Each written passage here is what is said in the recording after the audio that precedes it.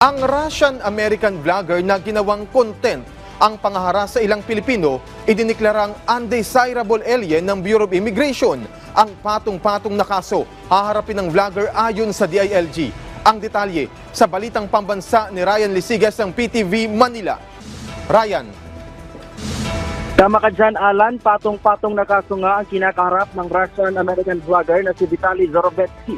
Ito ay matapos siyang arestuhin ng Criminal Investigation and Detection Group sa isang hotel sa Pasay City matapos mag-viral sa ginagawang pananakit at pambabastos sa mga Pilipino bilang content sa kanyang vlog.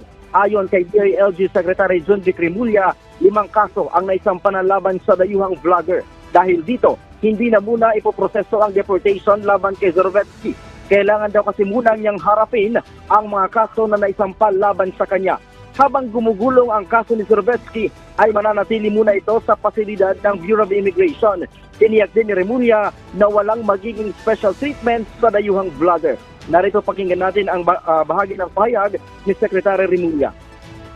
Hindi po namin siya i-deport. Mananagot siya sa batas dito sa Pilipinas. Tapos na po ang mga dayuhan, nakala na lang, kaya na lang napastangin ang mga Pilipino.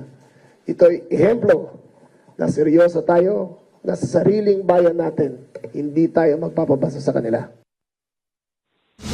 Alan, kabilang sa ginawa ni Zorovetsky ay ang pangharas sa isang babae sa Taguig City at pananakot sa nanakawan. Ganon din ang paghampas at pagkuha sa sumbero ng isang security guard na umaharang sa kanya.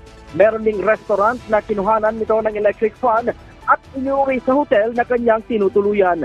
Narito muli ang bahagi ng pahayag ng Secretary Remulla.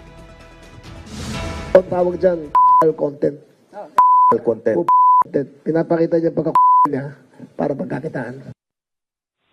Alan, nauna nang sinabi ng BI na gulo ang dala ni Zorovetsky sa bansa kaya dapat na itong i-deport pabalik sa kanyang bansa.